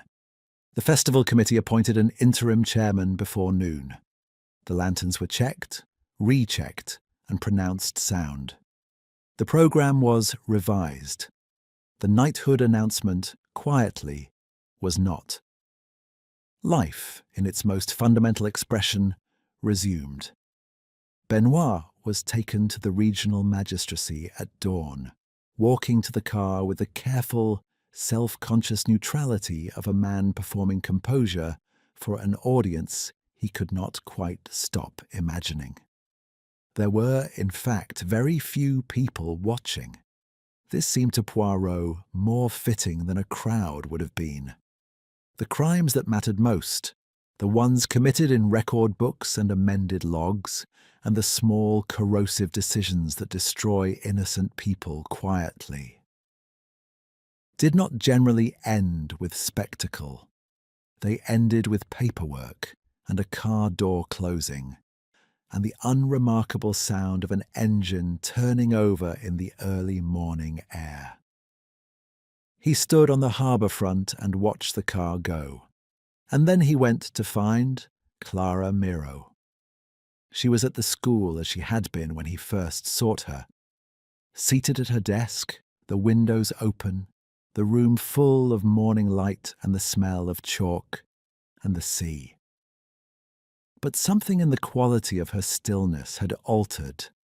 The previous stillness had been the stillness of containment, of a person holding a great deal in a small space and relying on the walls to hold. This was different. This was the stillness of a person in whom something has been set down. He told her about the tide log, the regional archive copy, the 40-minute discrepancy that moved the shipping company's vessel back into the harbour approach at the moment of the accident, a restored legal responsibility to the party that had always borne it, and removed from Thomas Miro's record the finding that had defined and destroyed the last years of his life. She listened without expression, which was not the absence of feeling, but its precise opposite. The face of someone feeling too much, too precisely, for any single expression to serve. When he finished, she was quiet for a long time. Through the open window, the harbour was visible in sections: white wall, blue water, the distant shimmer of the marina. And she looked at it with the particular attention of a person seeing a familiar thing newly. "It will go to a review board," said Poirot. "Ravo has already made the application. The original verdict will be formally set aside. It will take time. These things always take time. But it will happen. Your brother will be recorded as what he was." "An innocent man," she said. "An innocent man." He paused. "I am sorry that the truth required 10 years to arrive. I am sorry also that when it arrived, it did so in the form of more violence and more fear directed at you. You deserved a simpler justice." She looked at him then, directly as she had in their first meeting, and her expression was one he found difficult to name. Not gratitude, exactly. Not relief. Something more durable than either. "The woman," she said. "Madame Vidal. She did all of this for my brother." "She did it for herself also," said Poirot, with the honesty the situation required. "Grief and love and the desire for justice are not always separable, mademoiselle. Nor, in my experience, should one always attempt to separate them." He stood. She was his cousin. I am fairly certain of it, though I have no proof and do not intend to seek any. Clara Miro looked at the harbour for a moment longer. Then she said quietly, "She saved my life, twice, through a child. Yes. Tell me her name." "I do not know it," said Poirot, which was true in all the ways that mattered. He left her there and walked down toward the harbour, where the morning was advancing with the unhurried confidence of a day that had been properly organised. He found, at the foot of the school hill, a small figure sitting on the harbour steps, with her carnation basket on her knees and her dark eyes fixed on the water. Beside her, not quite touching but close enough to constitute a declaration of intent, sat Clara Miro's coat, which had been placed there with the careful deliberateness of someone reserving a space. The child looked up at him without surprise. "The lady is gone," she said. "Yes," said Poirot. "I know. She said I was to stay here." A pause. "She said the school teacher would need someone to have lunch with." Poirot regarded her for a moment. He thought about what it meant to be a child, employed as a guardian and a messenger, and a last line of physical defence, and then abandoned and charged with a new assignment before she could ask a single question. He thought about what the harbour master's neglected daughter, for that, Ravo had confirmed was who she was, had understood about the mechanics of danger and loyalty in a town where everyone faced the same square. "What is your name?" he asked. "Matilda." "Matilda," he repeated. "I think, perhaps, you will not lack for lunch companions for some time." She considered this, and appeared to find it adequate, and returned her gaze to the water. Poirot walked on. The Hartleys were at the café, which surprised him until it did not. They had their bags at their feet, packed, ready, the departure they had booked for the morning after the festival's final night. But they had not yet left for the car, and their coffee was barely touched. And there was about them the quality of two people who had sat down and discovered that the leaving was not quite as straightforward as the booking had made it seem. Gerald Hartley stood when Poirot approached, with the instinctive manners of a man who has been raised to stand, and has not yet decided whether this particular situation deserves the courtesy. Then he sat again, which Poirot found more honest. "We heard," said Francis Hartley, "about Benoit, about the archive copy." She looked at her hands. "About what the log actually showed." "Yes," said Poirot. He did not sit. "You were afraid 10 years ago. You were in an economically dependent position with respect to Vale's company. You were young and far from home and presented with an account of events that you were encouraged, very firmly, to confirm." He paused. "None of this excuses what you did. I think you know that, which is why you came. The question of what you do with what you know, now that the official record has been corrected, is yours to answer." Francis Hartley looked up at him with the expression of a woman who has been waiting for someone to say precisely this. "We thought, if there was anything we could do, a statement for the review board." "There is," said Poirot. "Speak to Inspector Ravo before you leave. Tell him exactly what pressure was applied, and by whom, and in what form. It will be useful. It will also be, I suspect, the first comfortable night's sleep either of you has had in a considerable number of years." He left them to it, and walked to the end of the quay, where the morning was now fully established, and the harbour glittered with the specific, unreasonable beauty of a place that has no idea what has happened in it, and would be unmoved if it did. He found a table, not at the Café du Soleil, which was full of festival visitors, but at a smaller establishment at the quay's far end, barely 4 tables wide, with a proprietress who brought coffee without ceremony, and a view of the open water beyond the harbour mouth. He sat. He ordered. He placed his hat on the table beside his cup and folded his hands. The coffee arrived. He did not immediately drink it. He looked at the water. After a time, he took the 2 sea glass shards from his breast pocket, his own, and the one from the watchtower wall, which Raveau had returned to him with the quiet acknowledgement that they had been made for him, and were, in some sense, that the law did not quite have a category for his, and set them on the table in the morning sunlight. Pale green, edges smooth, the word on each, catching the light at slightly different angles. Regard. He looked at them for a moment. Then he put them carefully in his pocket, where they lay against his chest with the cool, smooth weight of something that has been carried a long way and has not yet decided whether it will be put down. He adjusted his cufflinks, the left one on the torn sleeve, required more adjustment than the right. The fabric sat incorrectly, would continue to sit incorrectly until the sleeve was repaired, and would serve in the interim as a small but persistent reminder that order, once disturbed, was not always immediately restorable. One managed, one adjusted. One noted the imperfection and did not pretend it was not there. He drank his coffee. It was very good.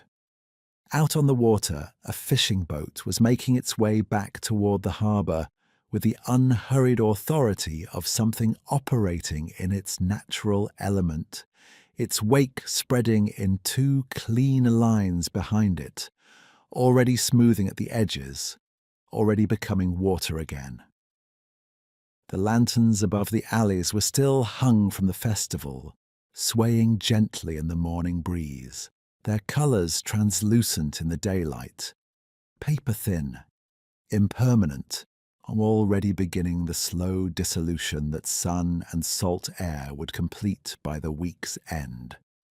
Porte-à-jour went about its business around him. Vendors arranged their stalls.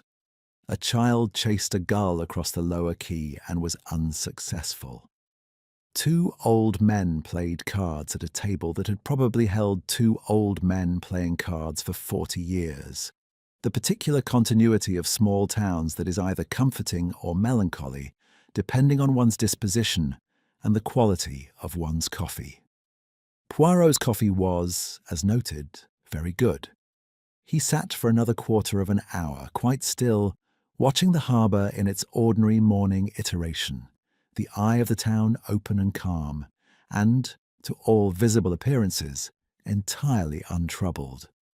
Then he placed a coin on the table, recovered his hat, and stood. There was a train to the city at noon. From the city, a connection. From the connection, eventually, London. His flat in Whitehall Mansions, with its geometric furniture and its reliable central heating, and Miss Lemon, who would have kept everything in a state of perfect order, and would present him, within 10 minutes of his return, with a full account of the correspondence he had missed and the appointments he had failed to make. It was, on balance, an attractive prospect. He took one last look at the harbour, the crescent, the watchtower at its point, the bright water holding the sky in trembling suspension, and considered briefly the question of what it meant to look at a thing and truly see it. Then he put on his hat at the correct angle, which was a matter of some precision, and walked away from the water, and the lanterns swayed behind him in the warm morning air, and the harbour held its ancient shape around the glittering sea, patient and permanent, watching everything and giving nothing away.